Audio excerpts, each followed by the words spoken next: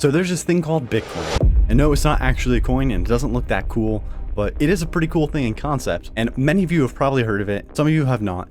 Either way, it's a pretty complex topic. So if you don't know very much about it, that's okay. Don't hold that against yourself. We'll go over it here in just a few minutes. And to make a complex and confusing topic even more confusing, people, whenever you mention it, you seem to be met with extreme horror and fear or outright over elation. And all of this can make it really difficult to know, is this something that you should be looking at as an investment or speculation, or is it something that's going to lose its value faster than a new car being driven off the car lot? Because that is one of the worst feelings I have ever experienced. Well, if these are questions you've ever wondered, or if you have any interest in Bitcoin as a topic in general, make sure you stick around because today we're going to be talking about Bitcoin and its nature and how not understanding it might just cost you the future you've always dreamed of. Now, you can't really be around the Bitcoin space for more than a few minutes without hearing something like Bitcoin is a store of value. But what does that really mean? Well, fundamentally, Bitcoin is different from a stock in several ways. The value of stock is derived from the fact that if you own stock, you own equity in a company. You own an entity that produces value, that produces a product, that delivers something to consumers. Almost anything that you own stock in is expected to produce value. And likewise, these entities tend to have intrinsic value of their own. That is, they have assets. They have a product that they deliver on a consumer market. And even the entities that don't have much intrinsic value today, well, you're really betting on their growth in the near future to increase their intrinsic value. So when you purchase stock, you are receiving ownership of a piece of that value producing entity. However, with Bitcoin, there is no value producing entity. In fact, when you purchase Bitcoin, Bitcoin is not considered a security at all. Bitcoin is considered a commodity. And all that's fancy talk for saying a security represents ownership of a company or other entity or a debt obligation. So all in all, securities are intangible things. Commodities, on the other hand, refer to things that can be bought and sold. And usually we're referring to tangible assets. For example, common commodities, gold, silver, oil, even things like grain or steel. Those would also be considered commodities. And Bitcoin is considered one such commodity. So since it's a commodity, trying to compare it to a stock, really it's like taking an apple and a water buffalo and saying there should be some sort of comparison there. They have completely different functions, they operate in completely different ways, and their value is derived from completely different means. So we shouldn't expect them to be able to operate or to perform in the same way. Expecting the same result from them would just honestly be pretty silly. And just as gold is a store of value, many people associate Bitcoin with being a type of digital equivalent to that, being a digital gold, being that digital store of value in the same way that gold is in a physical sense. And there's so many rabbit holes we could go down to talk about just how Bitcoin operates at that technical level that makes all of that possible. But I don't want to get too lost in the weeds here. So the technical part of how Bitcoin works and perhaps blockchain, that'll be a discussion for another video. But the question I do want to answer here is, could Bitcoin actually operate as that store of value? Is that something realistic, something that you could expect to come from Bitcoin? Well, first, I think that's very important for us to really define what we mean. Like, how does something get its value? By its very definition, it's going to be something subjective. Not everything you value, other people value. Not everything I value, other people value. We attribute value to things. For example, some people might think it makes sense to spend $50 or $100 on a fancy thermal mug, or I'm hard pressed to put down $15, because to me, I just don't see the value in that. That said, $50 or $100, whether you go to the West Coast or the East Coast of the United States, it's still worth $100. And that's because it's standardized, it's fiat currency, it is regulated, and it is standardized across communities to be an equal value. But neither gold or Bitcoin operates in that way. Their value is derived from the value that people attribute to it, not from any entity or outside force that really standardizes it in any way. Now you might say something like, well, what really gives Bitcoin its value? Gold, it's been around forever and it has some uses in the real world. Well, apart from jewelry, dental perhaps, and some high-end computers, the use case of gold is actually quite low. There's not a whole lot we can do with it. Most of its value comes from the fact that it's been around forever. It takes a lot of effort to mine it, so it's very expensive to get, and there's only so much of it. It is scarce. There's only so much gold on Earth, so no matter how hard you work, there's a limited amount that you'll ever extract. Well, Bitcoin operates in a very similar way in the digital landscape.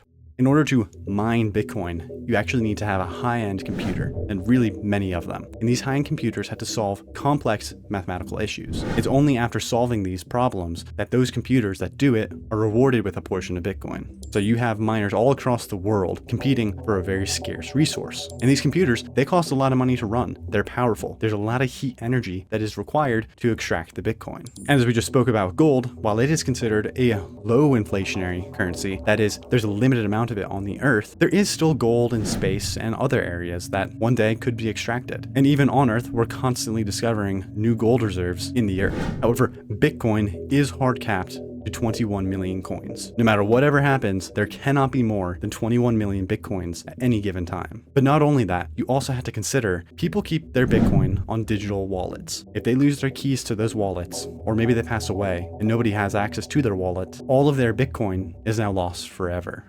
Every day, more Bitcoin is lost, and we already know that there's millions of Bitcoin that will never be in circulation. They're gone forever, and there is no way to replace them. That means the total amount in circulation is hard capped. And unlike gold, which you could probably find in space somewhere and mine it one day, there's no Bitcoin floating around in space. At least not that I know of, unless Elon Musk sent some crypto wallets out into space, which honestly would not shock me. But apart from weird situations like that, there's nothing out there. There's no more Bitcoin coming from outside.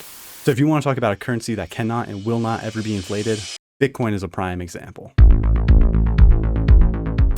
Okay, now that all sounds great. I know that's a bunch of positive stuff. You might be saying, okay, what are some of the negatives? There has to be some drawbacks here. And yes, there are definitely drawbacks. There are definitely negatives, and there are risks with Bitcoin. Let's not get that lost. One of the most obvious downsides and dangers with Bitcoin is the fact that it is a relatively new asset. You know, it's done pretty well in the past few decades. That's been really in the public awareness. However, compared to something like gold, that is nothing. That pales in comparison to gold, which has been around pretty much since prehistory as a human way of symbolizing value. And another potential issue that I see with Bitcoin is the fact that it is technologically bound. Technology increases at an exponential rate, kind of like compound interest. If you look at the increase of technology from 1800 until now, and then just compare that from 2000 BC to 1800, and the amount that we've experienced since 1800 is vastly superior to the amount of technological increase from 2000 BC all the way up to 1800, almost 4,000 years. And in the same way, I worry that the increase in technology over the next few decades will outpace the usefulness and the use case of Bitcoin. Especially since the advent of modern AI, we can hardly comprehend where we're going to be in 20 years, let alone at the end of this century. Because of this, I would be cautious having an overexposure to digital assets. That said, Bitcoin could be the catalyst into digital currencies, into a digital age of valuation. So I wouldn't be so naive to say that there is no use case and there is no future for it. I'm not going to come down on it like Warren Buffett or the late great Charlie Munger. Because while technology could outpace it, that could make it not useful anymore, who knows, maybe this is the bedrock upon which all the future is built. Another drawback of Bitcoin is the fact that it is simply just a volatile asset. And while that doesn't mean we should not attribute any value to it, it just means we should probably be careful. We should be cautious with how we go about investing in it. And probably I shouldn't even say investment, I should say speculate, because it is not a stock, it is a commodity, and it needs to be monitored over time just to make sure that it does have the longevity of something like gold. However, probably one of the biggest drawbacks of Bitcoin also comes in the form of one of its greatest strengths, and that is it is quite unregulated. Crypto is kind of the Wild West of the financial world right now, so if you want to get in on it, just make sure you stay strapped. Being responsible in vetting any of your financial decisions is essential. However, it is that much more essential in the crypto world. The entire industry has gotten a bad rap in the past few years with the FTX fraud, Celsius scandal, and the meteoric collapse of Terra on the Luna network. So you really need to make sure that you do your research, you vet your exchange, your wallet, how you store your assets, even how to do your taxes. It's all more vague in the crypto world than it is in TradFi or traditional finance, so watch your six.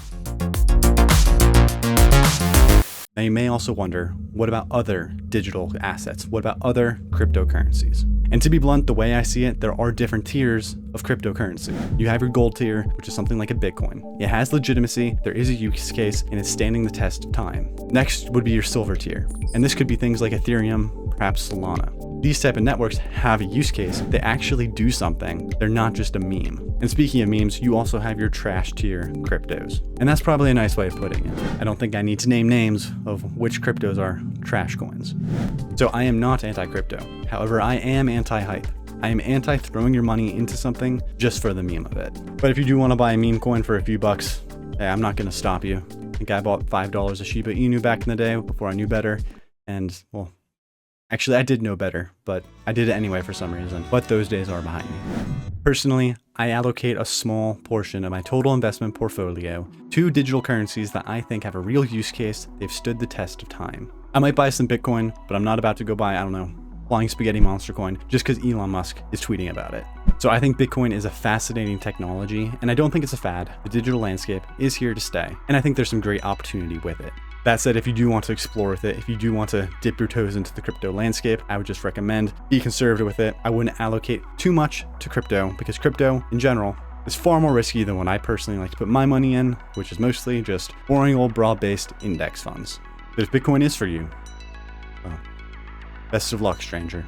If you got any value from this, go ahead and let me know in the comments, or if you think I'm a small brain, let me know in the comments too. All the engagement helps. Also, go ahead and give the like button an extra shot of whiskey on you, and consider subscribing. It really does help.